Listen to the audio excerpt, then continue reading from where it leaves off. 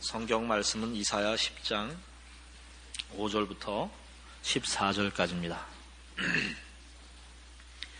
이사야 10장 5절부터 14절까지입니다.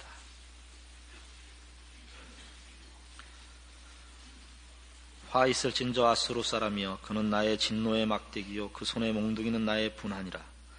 내가 그를 보내어 한 나라를 치하며 내가 그에게 명하여 나의 노한 백성을 쳐서 탈취하며 노략하게 하며 또 그들을 가로상의 진흙같이 짓밟게 하려 하거늘 그의 뜻은 이같지 아니하며 그 마음의 생각도 이같지 아니하고 오직 그 마음에 허다한 나라를 파괴하며 멸절하려 하여 이르기를 나의 방백들은 다 왕이 아니냐.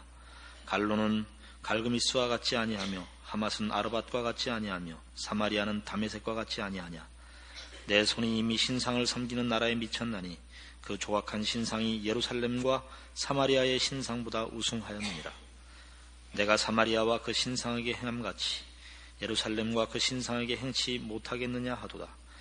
이러므로 주 내가 나의 일을 시온산과 예루살렘에 다 행한 후에 아수르 왕의 완악한 마음의 열매와 높은 눈의 자랑을 벌하리라. 그의 말에 나는 내 손의 힘과 내 지혜로 이 일을 행하였나니 나는 총명한 자라 열국의 경계를 옮겼고 그 재물을 약탈하였으며 또 용감한 자같이 위에 거한 자를 낮추었으며 나의 손으로 열국의 재물을 얻은 것은 새의 보금자리를 얻음 같고 온 세계를 얻은 것은 내어버린 알을 주움 같았으나 날개를 치거나 입을 벌리거나 쥐족이는 것이 하나도 없었다 하는도다. 오늘 우리가 본 본문은 아수르에 대한 하나님의 심판의 경고입니다. 저들은 하나님의 백성인 북왕조 이스라엘과 남왕조 유다를 하나님의 심판의 방편이 되어 이스라엘을 멸망시키고 유다를 괴롭힌 그 죄가로 이제 심판을 경고받고 있습니다. 그런데 생각해 보면 아수르 입장에서 보면 억울하죠. 하나님께서 범죄하고 하나님을 배반한 자기 백성을 치기 위하여 그 막대기로, 몽둥이로, 회초리로 쓰시고서는 왜 내 백성을 쳤느냐라고 책임을 묻는다면 그건 억지가 되지요. 그러나 오늘 내용을 잘 보시면 아수르가 심판을 받게 되는 이유는 이스라엘과 유다의 하나님께서 행하신 심판의 도구로 쓰임받으면서 하나님이 누구신지, 한 나라의 운명이나 한 개인의 인생이 어떠해야 하는지를 발견치 못했다는 데 있다. 이렇게 심판의 이유를 대고 있다는 사실입니다. 역사적으로도 보면 어느 시대나 어느 나라나 그 멸망은 언제나 외적인 이유보다 내적인 이유에 우선 있다. 이렇게 역사가 증언하고 있습니다. 어느 나라나 도덕성의 파괴가 그 나라의 멸망의 가장 근원적인 이유가 된다. 그렇게 역사가 증언을 하고 있습니다. 그러니까 아수르가 이스라엘, 북왕조 이스라엘과 남왕조 유다를 치면서 저들은 왜 망했을까? 이걸 마땅히 생각했어야 되는데 저들은 생각하기를 여기 10절과 11절에 있는 바와 같이 한번 다시 볼까요? 내 손이 이미 신상을 섬기는 나라에 미쳤나니 그 조각한 신상이 예루살렘과 사마리아의 신상보다 우승하였느니라. 내가 사마리아와 그 신상에게 행함같이 예루살렘과 그 신상에게 행치 못하겠느냐. 우리가 믿는 신이 우리의 대적국, 우리의 적대국들의 신보다 세다. 우리보다 더 잘났다고 하는 나라와 신들을 우리가 다 이겼다. 사마리아에게도 이겼다. 사마리아는 북왕조 이스라엘의 수도입니다. 그건 저들을 보호하는 신을 이긴 것이다. 우리가 왜 남왕조 유다를 못 치겠으며 그들이 섬기는 신에게 우리가 질 이유가 무엇이냐. 이렇게 생각을 했단 말이죠. 뭘 배웠어야 되는데 왜 유다와 이스라엘은 심판을 받았을까를 생각지 않았다는 거죠. 자기네들이 더 우세해서, 정치적으로 군사적으로 우세해서 이겼다고 밖에 생각을 안 했다 이겁니다. 이런 식의 생각은 상당히 중요한 문제입니다. 왜 중요한 문제냐면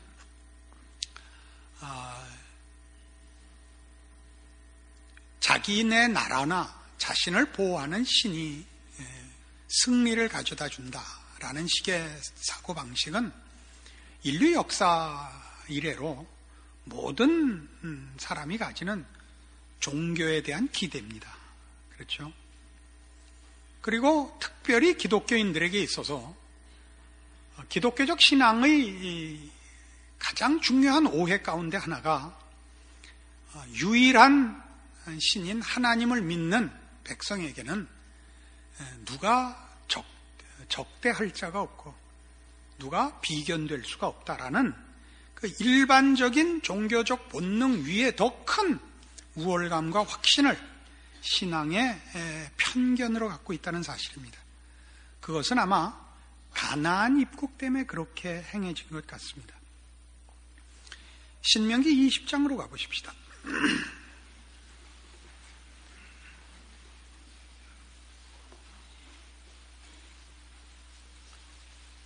구약성경 293페이지 신명기 20장 16절입니다. 오직 네 하나님 여호와께서 네게 기업으로 주시는 이 민족들의 성읍에서는 호흡 있는 자를 하나도 살리지 말지니 곧 헷 족속과 아모리 족속과 가나안 족속과 브리스 족속과 히위 족속과 여부스 족속을 네가 진멸하되 네 하나님 여호와께서 네게 명하신 대로 하라. 이 가나안 입국의 아주 특별한 그 성격은 하나님께서 선민으로 택한 그의 백성을 애굽에서 해방시켰을 뿐만 아니라 제일 좋은 땅, 젖과 꿀이 흐르는 땅인 가나안을 그 원주민들을 진멸케 하고 주었다는데 그 아주 독특한 성격이 있습니다. 이것이 기독교인들에게 또는 기독교 국가들에게 이 지난 2000년 내내 커다란 오해를 불러일으킨 내용입니다. 이스라엘 백성들이 구약 시대 내내 선민으로서 하나님의 특별한 보호와 승리를 확신하고 있었던 신앙이면서 동시에 편견이었던 그것이 신약 시대로 넘어와서는 먼저 예수를 믿게 된 서방 국가가 전부 다 그 편견에 사실은 치우쳤습니다. 성경이 말하는 그 가나안 족속들을 다 진멸하라. 그 진멸하라는 표현이 여기서는 호흡이 있는 자를 하나도 남겨두지 마라 이렇게 나왔고 다른 성경에서는 다른 데서는 노인과 어린아이까지 다 죽이도록 이렇게 명령이 되어 있습니다. 굉장히 잔혹한 명령이죠. 그러나 그 명령의 진정한 내용은 그 18절에 나오는 바와 같이 이는 그들이 그 신들에게 행하는 모든 가증한 일로 너희에게 가르쳐 본받게 하여 너희로 너희 하나님 여호와께 범죄케 할까 함이니라. 저들의 사상, 정신, 죄악된 습관과 단절해라. 이것이 말하자면 가나안 족속을 진멸하라의 진정한 의미이지 생명을 죽이고 재산을 뺏어라 라는 승리로서 이 가나안 입국이 이렇게 명령되어 있는 것은 아닙니다. 그러나 말하자면 구약에서 이스라엘 백성은 하나님의 백성과 아닌 이방인들 사이의 구별을 하나님의 보호를 받고 인도를 받는 백성에겐 복을, 하나님을 외면하고 모르고 사는 자들에겐 벌을 이렇게 쉽게 생각을 해서 저들에게 약탈을 하거나 저들에게 잔혹한 행위를 하는 데 대해서 아무런 양심의 가책을 받지 않았습니다. 그것이 저들에게 신앙이었습니다. 그것은 우리가 우리 근대사에서 세계 근대사에서 먼저 예수를 믿은 기독교 국가들인 서방 국가가 세계 각국을 미개한 나라들, 문명으로 후진국이었던 나라들에 가서 식민지를 만들며 자행한 착취와 잔혹 행위 속에 그대로 반복되어 나타나고 지금도 계속되고 있습니다. 미국 사람들은 전 반미주의자라서 이 얘기를 하는 게 아니고 인간의 죄성과 기독교 신앙의 오해를 이제 바로 잡자고 하는 얘기입니다. 미국은 이제 9.11 테러 이후로 모든 큰 행사에서는 국가만 부르지 않고 이걸 부르게 되어 있습니다. God bless us America. 이걸 부르게 되어 있습니다.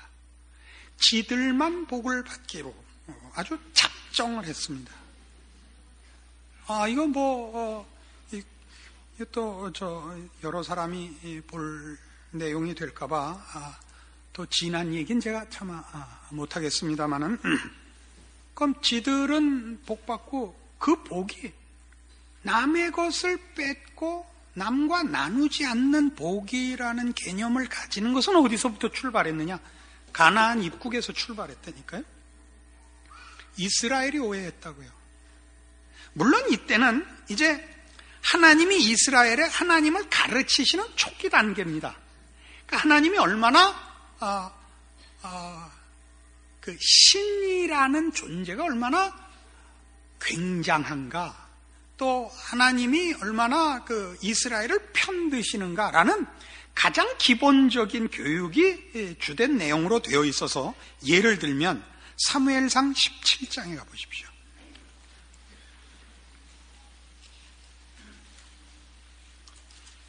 사무엘상 17장 구약성경 438페이지에 그 다윗과 골리앗의 싸움이 나오는데 하나님이 이스라엘의 편을 든다는 것이 이렇게 기록되어 있습니다. 41절입니다. 사무엘상 17장 41절. 블레셋 사람이 점점 행하여 다윗에게로 나오는데 방패든 자가 앞섰더라. 그 블레셋 사람이 둘러보다가 다윗을 보고 업신여기니 이는 그가 젊고 붉고 용모가 아름다움이라. 블레셋 사람이 다윗에게 이르되 네가 나를 개로 여기고 막대기를 가지고 내게 나왔느냐 하고 그 신들의 이름으로 다윗을 저주하고 또 이르되 내게로 오라. 내가 네 고기를 공중의 새들과 들짐승들에게 주리라. 다윗이 블레셋 사람에게 이르되 너는 칼과 창과 단창으로 내게 오거니와 나는 만군의 여호와의 이름 곧 네가 모욕하는 이스라엘 군대 하나님의 이름으로 네게 가노라. 그러니까 이 싸움이 신과 신의 싸움이 되어 있는 걸 보실 겁니다. 골리앗과 다윗의 싸움이 아니요, 블레셋과 이스라엘의 싸움이 아니라 블레셋이 믿는 우상과 이스라엘을 지키시는 하나님과의 사이의 싸움이 되고 말았습니다. 누가 진짜 신이냐? 물론 다윗이 이겼죠. 하나님만이 신이라는 것이 증명이 되었습니다. 그러니까 이스라엘이라는 하나님 앞에 부름받은 선민이요, 하나님을 섬기며 그의 보호를 받는 하나님의 백성들의 복과 그 복을 주시는 하나님의 유일하심이 기독교 신앙이라는 신앙체계에서 그 무엇보다도 우선하는 첫 번째 내용이어야 되는 것은 맞습니다. 그러나 그것으로 인하여 우리는 하나님을 모시고 있고 하나님만이 유일한 신이니까 누가 나를 하나님의 보호를 받고 사랑을 받는 내 앞을 막으랴? 우리 애들식으로 댐빌 테면 댐벼라. 니까짓 게 뭐냐? 라는 식의 신앙이 굳어져 버렸다니까요. 근데 구약을 보면 우리가 이스라엘의 역사가 성공하는 역사로 여러분 기억에 남아 있습니까? 실패하는 역사로 기억에 남아 있습니까? 봤어야 알죠? 이스라엘은 실패한 역사로 기록이 남아 있잖아요. 이스라엘은 사사기 내내 이웃 나라의 침략을 받고 그 다음에 나뉘어서 아수르의 애굽에 결국 북왕조는 아수르에 멸망하고 남왕조는 바벨론의 포로가 돼서 포로 생활 70년을 하고 돌아와서 그다음에 그리스의 침략을 받아서 또 풍비박산이 되고 그 다음에 로마의 속국이 되고 그 다음에 완전히 찢어져서 2000년 동안 나라 없는 삶을 살다가 근자에 이르러서야 국가를 회복하지 않았습니까? 그러면 성경이 얘기하고 싶은 것은 오히려 하나님을 의지하고 하나님이 편들면 언제나 이긴다 보다 왜 하나님은 그의 백성들을 실패케 하고 방치하는 때가 있느냐가 훨씬 더 중요하고 관심을 가져야 되는 내용 아니에요? 그죠? 맞죠? 이렇게 막 옆구리 찔러야 네 그러기에요 정말? 때가 되면 벌써 눈에 이렇게 반짝반짝해지고 그래야 되는 거 아니에요? 같은 사무엘상 4장에 가시면 413페이지 구약성경 사무엘상 4장에 가시면 하나님께서 일찍부터 하나님의 유일하심, 그의 전능하심과 함께 하나님이 하나님의 백성들에게 무엇을 요구하는가가 분명하게 동시적으로 교육되고 오는 것을 봅니다. 4장 1절 사무엘의 말이 온 이스라엘에게 전파되니라. 이스라엘은 나가서 블레셋 사람과 싸우려고 에벤에셀 곁에 진치고 블레셋 사람은 아벡에 진쳤더니 이스라엘을 대하여 항우를 벌이니라. 그 둘이 싸우다가 이스라엘이 블레셋 사람 앞에서 패하여 그들에게 전쟁에서 죽임을 당한 군사가 4,000명가량이라. 백성이 진으로 돌아오매 이스라엘 백성들이 가로되 이스라엘 장로들이 가로되 여호와께서 어찌하여 우리를 오늘 블레셋 사람 앞에 패하게 하셨는고. 이때 제일 놀란 게 이겁니다. 아니 하나님을 믿는 백성이 하나님이 지키는 우리가 어떻게 저 우상을 섬기는 블레셋한테 질 수가 있단 말이냐. 이때는 말이 안 되는 거였어요. 이들의 이해의 범주 속에. 그래서 어떻게 하기로 했냐면 여호와의 언약궤를 실로에서 우리에게로 가져다가 우리 중에 있게 하여 그것으로 우리를 우리 원수들의 손에서 구원하게 하자. 야, 하나님이 함께 하시자니 안 되겠다. 분명하게 하나님을 모시자. 그래서 하나님의 임재의 상징인 법궤를 모셔오기로 했습니다. 실로에 가서 법궤를 모셔다가 이제 이 진중에 두기로 했습니다. 5절 보세요. 여호와의 언약궤가 진에 들어올 때 이스라엘이 큰 소리로 외치며 땅이 울린지라. 블레셋 사람이 그 외치는 소리를 듣고 가로되 이 히브리 진에서 큰 소리로 외치면 어찌미뇨 하다가 여호와의 궤가 진에 들어온 줄을 깨달은지라. 블레셋 사람이 두려워하여 가로되 신이 진에 이르렀도다 하고 또 가로되 우리에게 화로다. 전일에는 이런 일이 없었도다. 우리에게 화로다. 누가 우리를 이 능한 신들의 손에서 건지리요. 그들은 광야에서 여러 가지 재앙으로 애굽인을 친 신들이니라. 너희 블레셋 사람들아 강하게 되며 대장부가 되어라. 너희가 히브리 사람의 종이 되기를 그들이 너희의 종이 되었던 것 같이 말고 대장부같이 되어 싸우라 하고 블레셋 사람이 쳤더니 이스라엘이 패하여 각기 장막으로 도망하였고 살육이 심히 커서 이스라엘 보병에 엎드러진 자가 3만이었으며 하나님의 궤는 빼앗겼고 엘리의 두 아들 홈리와 비느하스는 죽임을 당하였더라. 법궤 없이 싸웠을 때 4,000명이 죽었고 법궤 모셔다가 싸워서 3만 명이 이게 좀 더 리얼하게 역사적 진실을 분명하게 표현했어요. 뒤지고 법궤는 빼앗겼다고요. 알아들어요? 오늘날 우리 어느 시대나 사실은 그렇습니다만 기독교 신앙에 있어서 가장 큰 문제가 뭐냐면 말하자면 보편적인 표현을 써서 종교가 뭐냐 하는 범주에서 기독교 신앙을 구별해내지 못한다는 사실입니다. 자연인에게 있어서 종교란 이 세상을 사는 일에 도움을 받는 초월적인 수단에 불과합니다. 그렇지 않습니까? 그리고 그런 차원에서 기독교가 다른 종교가 믿는 도나 신보다 더 세다라는 개념으로 박혀 있는 수가 너무나 흔하다 이겁니다. 오늘 그 문제를 다른 시대, 다른 장소는 제가 잘 모르지만 우리 한국교회 현실에서는 분명히 해둘 필요가 있다 이겁니다. 이렇게 말이죠. 한국교회가 갖는 이 기독교 신앙의 이 오해된 지금 아수르의 실패, 이스라엘 역사가 보여주는 저들의 실패, 그 실패의 가장 큰 원인 중에 하나였던 하나님을 의지하면 모든 일에 형통하고 승리한다는 식의 아주 원색적이고 가난하고 편중된 신앙이 어떻게 그 한국 교회의 뿌리를 내리게 되었는가를 잠시 생각해 볼 필요가 있습니다. 일반적으로 얘기해서 한 나라의 국민이 자기 나라에서 자기의 삶을 국가적인 차원에서 정체성을 생각하는 일은 거의 없습니다. 살만하고 별다른 위험이 없으면 모든 어느 나라 어느 곳에서 어떤 형편으로 살든지 먹고 사는 일에 바쁘지, 나는 한국 사람이라, 나는 중국 사람이라, 나는 미국 사람이라, 이런 말하자면 민족적 정체성을 확인하는 일을 누구나 생각을 안 합니다. 언제 하느냐? 우리라고 얘기하는 민족과 구별되는 타민족의 위협 앞에 서면 비로소 나는 어디에 속하는가를 생각하죠. 근대사에 그런 일들이 동양에 많이 일어났죠. 먼저 발달된 문명을 가지고 약탈하러 온 서구의 위협 앞에 동양의 국가들은 비로소 민족성이라는 것에 대한 각성이 생겼습니다. 중국에 있어서 손민같이 말이죠. 그러니까 일본에 있어서도 일본은 자기네 사실은 나라만 통일되기 전에 300개가 넘는 여러 조그만 국가들끼리 자기네끼리 싸우고 살고 있다가 이제 오부나가, 히데요시, 그 다음에 누구죠?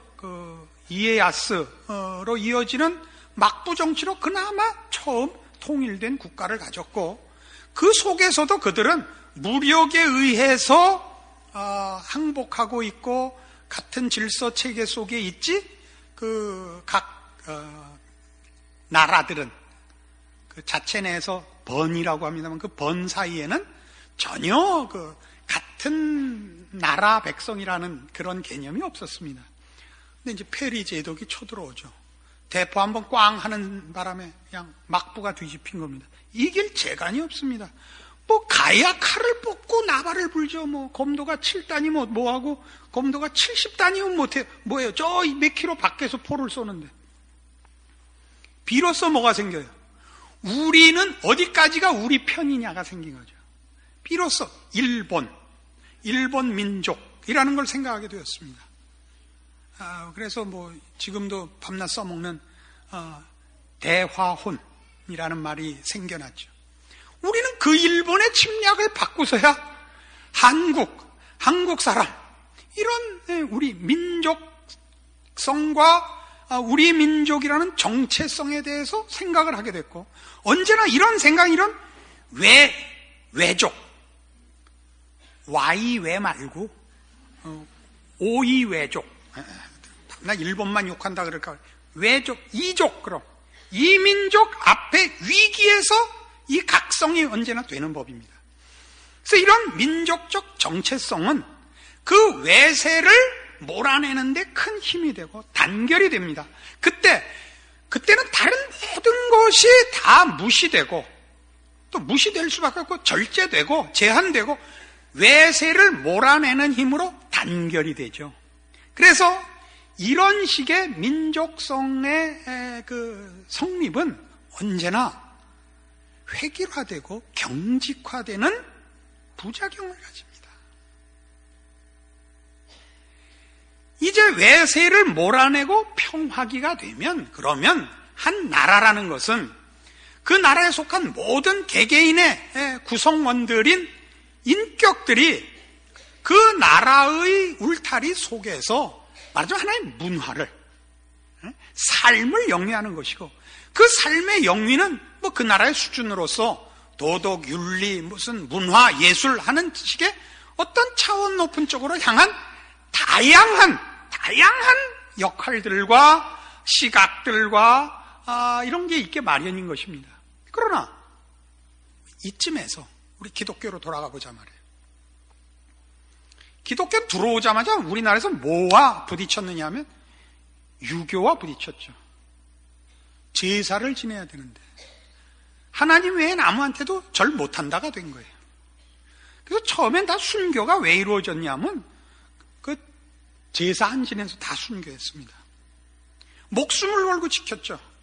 그러니까 그때 기독교의 정체성이라는 것은 하나님 외에는 아무도 신으로 인정하지 않는다라는 이거 하나입니다. 그래서 가문에서 축출을 당하고 아주 그 순교를 당한 그 참혹한 처형을 받았습니다. 그 다음엔 일본이 들어왔죠. 신사참배를 반대했습니다. 그 다음에 공산당이 들어왔죠. 공산주의와 반대했습니다. 왜? 공산주의는 신이 없으니까. 그래서 어떻게 됐습니까? 처음 들어온 기독교를 박해했던 이조 정권도 무너졌고, 일본도 패망했고, 공산당도 물러갔고, 이제 기독교는 평화기를 맞았습니다. 남한에서. 그리고 뭘 가졌습니까? 우리 하나님을 의지하여 모두를 물리쳤노라만 남았지 않습니까? 어디로 갔죠? 80년대, 90년대 한국 경제 발전과 함께 기독교의 승리, 성공이 외형적인 전쟁의 승리같이 법궤를 앞세운 모든 세력과 형태와 모양에서의 승리로 치달았습니다. 물론 한국 전민족이 예수를 믿어야 옳고 그것이 우리의 바람입니다마는 우린 사실 지금도 예수 믿는다고 하는 인원수의 도대체 몇 프로나 정말 제대로 예수를 믿고 있는지 확신을 할 수 없는 그런 식으로의 편중된 신앙의 길을 달려서 여기까지 왔다 이겁니다. 그래서 기독교적 신앙의 발휘를 어떻게 하느냐? 세력으로 한단 말이죠. 언제나 세력으로. 반핵, 애국, 구국, 그래서 모이죠. 구약 성경에서 이스라엘이 국가적 사안에 대해서 모이는 것은 미스바로 모이자. 얘네는 신정정치 국가예요. 이스라엘은 하나의 모델이라고요. 우린 자유국가예요. 뭐까지 자유냐면 종교까지 자유예요. 뭘 믿든지, 남산 호랑이교를 믿든지, 북한산 독사교를 믿든지 자유라고요. 기독교라는 거를 힘으로 과시할 아무런 이유가 없어요. 기독교인이면 하나님이 지금 묻는 것까지, 하나님이 그의 백성을 치시고 법궤를 앞세운 그의 군사를 죽이신 것으로 표현된 성경의 가르침대로 하나님 모르고 사는 자와 다른 존재와 내용으로의 싸움을 해야 되는 거예요. 한국 교회가 구국 기도회를 하고 애국 집회를 하고 해야 하는 데서 전혀 반대가 없습니다. 전도 집회로 다 필요한 일입니다. 난 내용은 채우자 말이죠. 내용은 그 공갈빵 같은 되지 말자는 얘기입니다. 저 왼수는 왜 목사가 돼서 밤낮 기독교만 욕하는지 알고 내용을 채우자는 거예요. 왜? 이따 결론 가서 얘기하겠습니다. 이것이 한국교회 모든 교인들의 신앙생활을 사실상 방해하고 있는 이유이기 때문입니다. 자, 우리는 신앙이라는 것이 어떻게 되어 있냐면 기독교 신앙마저도 정치, 경제, 사회, 문화, 교육 이렇게 인간의 삶의 모든 그 활동을 이렇게 뭐 더 있겠지만 이렇게 대표해 봅시다. 거기에 덧붙여 종교가 있죠. 자연인에게 혹은 우리 기독교인에게조차. 그럼 종교는 뭐냐? 정치, 경제, 사회, 문화, 교육에 있어서 세상 사람들이 하는 것보다 더 나은 내용, 더 나은 이상, 더 나은 방법이죠. 그렇게 기독교가 들어와 있으면 안 됩니다. 그렇게 요구를 하면 여러분이 먼저 목표를 정하고 내용을 정하고 방법으로만 하나님을 찾고 아까 본 사무엘상 4장에 나타나는 법궤를 모신 싸움이 됩니다. 그리고 그럼 집니다. 우리는 이런 일을 교회에서 어떻게 보느냐? 목사를 무당화시켰어요. 무당. 여러분이 필요한 일에 신적 축복을 비는 그 매파예요. 시사철란하게. 그 신앙이라는 건 다 뭐냐면 기도를 하든 신앙적인 행위라는 건 다 부족에 불과해요. 부족.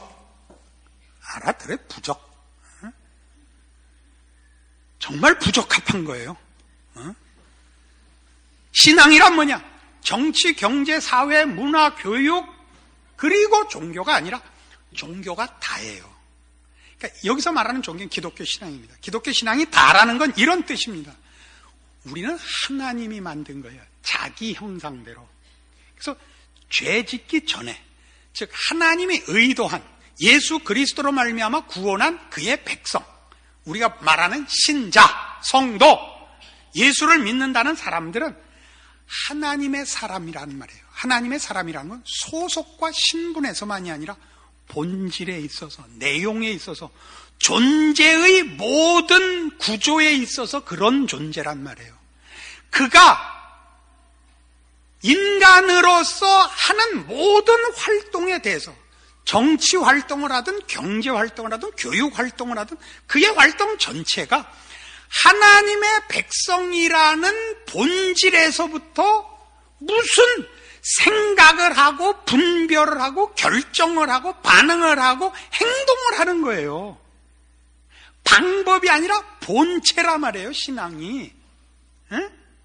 그러니까 우린 지금 여러 번 이 얘기를 합니다만, 하나님이 여러분에게 외적으로 나타나는 승리, 세상이 볼 때 말하는 승리, 그러니까 힘을 안 준다고 생각을 하잖아요. 힘.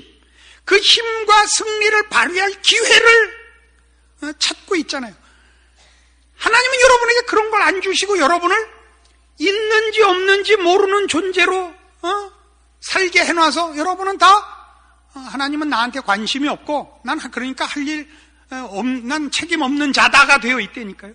그게 아니라 여러분이 존재하는 한 거절할 수 없고 외면할 수 없는 삶이라는 책임, 숨쉬고 살고 먹고 살고 사람을 만나고 대답하고 생각하고 결정해야 되는 여러분 각자의 삶의 현실이야말로 여러분이 신자로서의 본체로서 존재하는 자리냐 아니냐를 묻고 있다고요. 매일 매순간마다. 그게 신앙의 싸움이에요. 그러니까 성질대로 얘기하면 무슨 어디 여의도에 모이자 그러면 난 성질이 나요. 거기 갈 시간 있으면 여러분이 일을 하라고요. 그럴 필요가 있을 때가 있다는 걸 압니다. 우리 옛날 1974년이었나? 엑스플로 74 맞아요? 나는 연도에는 아주 좋죠. 한국 교회에 그게 기폭제가 된 거 인정하고, 한국 교회의 신자들이 가지는 열심, 진심 이런 것들이 오늘날의 한국 교회에 이만한 부흥과 발전을 가져왔다는 걸 제가 충분히 이해를 하고 그 일에 수고하신 모든 분들에 대해서 박수를 아끼지 않습니다. 그러나 그건 속이 너무 폈어요. 그걸 부정하자는 게 아니라 속을 채우자고요. 속을 채우자고. 지금 우리 기독교는 각자에게 아파트를 60평 아파트, 80평 아파트를 준 게 아니라 한 단지를 주어버렸어요. 그리고 안에 아무것도 없어. 아무것도 없다. 의자도 없고, 물론 주방도 없고, 아무것도 없어. 무슨 문화생활을, 식생활을, 무슨 기본적인 생활을 할 수가 없어. 집다 넓은 단지만 하나 준 것 같이 돼버렸어요. 그러니까 기독교 신앙 너무 거대해. 여러분이 엄두를 낼 수 없게 되어버렸다고요. 아니라니까. 여러분의 신앙 싸움을 하시라고요. 각자의 싸움을. 그게 제일 큰 싸움이에요. 그러니까 소돔 고모라를 멸하는 문제에 있어서 하나님이 건 조건은 단 하나예요. 뭐라고 그랬죠? 10명의 의인이 있느냐예요. 그 10명이 영향력이 있느냐? 그 사회의 지도급이냐가 아니라니까. 본체가 신앙인인 하나님의 사람인 신앙을 유지하는 그 존재가, 그 인격이 10명이 있냐고 물었다고요. 거기에 대답을 하세요. 그게 오늘 우리가 성경에서 배우는 교훈입니다. 아수르가 핑계댈 수 있겠어요? 한 나라의 멸망과 하나님의 보호하심 속에 있는 이 이스라엘은 말이죠. 얼마나 그때 큰 나라인지 아세요? 이스라엘이 애굽에서 나올 때 그때 나가서 전쟁에서 싸울 수 있는 현역이 60만이래요. 그러면 최소한으로 잡을 때 병사 한 명당 전체 인구를 따질 때 곱하기 5를 해요. 부모님 계시고 연로한 부모님 계시고 형제 있고 군대 가지 못할 만큼 어린 동생이 있거나 여성 있는 것까지를 따져서 5 이상이겠지만 곱하기 5, 6에 56. 응? 300만 안에 300만. 그때가 BC 13세기예요. BC 13세기에 한 민족이 300만이 되는 그런 나라는 이스라엘밖에 없어요. 중국도 그때는 300만이 안 돼요. 지금 최고의 인구를 자랑하는 중국이. 근데 이스라엘은 그 300만이 그것보다 적었던 중국은 지금 13억이 넘는데 사실은 중국은 인구를 모르잖아요. 몇인지 모르죠. 20억일지도 몰라요. 그잖아요. 딸남은 호적에 안 올리니까 하나밖에 못 나서. 이스라엘은 지금 몇 만이에요? 지금 1, 2천만밖에 안 돼요. 왜 그렇게 늘 터져가지고 늘 번성하고 발전할 틈이 없었어요. 왜요? 늘 실패했으니까. 늘. 뭘 실패했다고? 이거 실패했다니까요. 가나안 입국으로부터 시작된 오해. 니까짓 게 뭐냐? 댐빌렘은 댐벼라. 하나님의 딸이다. 옛날 고무줄 놀이 할 때 가위바위보 하는 아이들이 했던 신앙 고백입니다. 여러분들 신앙 고백하고 똑같은 거예요. 이거밖에 모르니까 신앙을 시작을 못하는 거예요. 시작을. 너무 커서. 그죠? 커요. 내용상 커요. 여러분 각자가 신앙인으로서 존재를 신앙으로 유지하느냐 마느냐의 싸움을 매일 매순간 매 상황마다 해야 돼요. 그 싸움을 하세요. 그러니까 존재의 본질이 신앙인이 되는 싸움을 해야 되는 거예요. 아무도 외면할 수 없어요. 아무도 속일 수 없어요. 아무도 다른 것으로 이 싸움을 대체할 수 없어요. 남 핑계를 대지 마세요. 다른 사람은 그렇게 안 하더라. 여러분이 물어야 할 건 하나님 앞에서 성경이 말한 것을 근거로 하여 하나님, 진정한 하나님의 백성의 참다운 길을 보여주시고 그 길을 가게 하시고 승리케 하시며 저를 내버려 두지 말아 주시옵소서라고 기도하시고 그 각오로 여러분의 인생을 사셔야 합니다. 아무도 이 문제에서 핑계댈 수 없습니다. 기도하십시다. 하나님 아버지 은혜를 감사합니다. 우리의 삶은 하나님의 자녀로의 삶이요, 우리의 모든 하루의 반응은 하나님의 사람으로서의 존재의 발현입니다. 하나님의 사람으로서의 내용을 채우는 것, 그 본질을 굳건히 지키는 것, 이것이 신앙입니다. 이 일을 외면하거나 핑계대거나 다른 것으로 속이는 일 없이 불꽃 같은 눈으로 지켜보시는 하나님 앞에서 살아가게 하시옵소서. 그리하여 저 다윗의 승리가, 저 엘리야의 승리가, 저 다니엘의 승리가 힘의 승리가 아니라 하나님이 지키시며 하나님이 복주시며 하나님이 만드시는 진정한 하나님의 사람의 신앙의 승리인 것을 우리로 맛보게 하여 주시옵소서. 지금은 우리 주 예수 그리스도의 은혜와 하나님 아버지의 극진하신 사랑과 성령님의 교통하심이 하나님을 아버지라 부르는 신앙 고백과 그 고백이 갖는 책임과 자랑과 그리고 인내해야 되고 충성해야 되고 싸워야 하는 신앙의 현실을 각오하고 돌아가는 주의 사랑을 입은 심령들 위해 영원토록 함께 있을지어다. 아멘.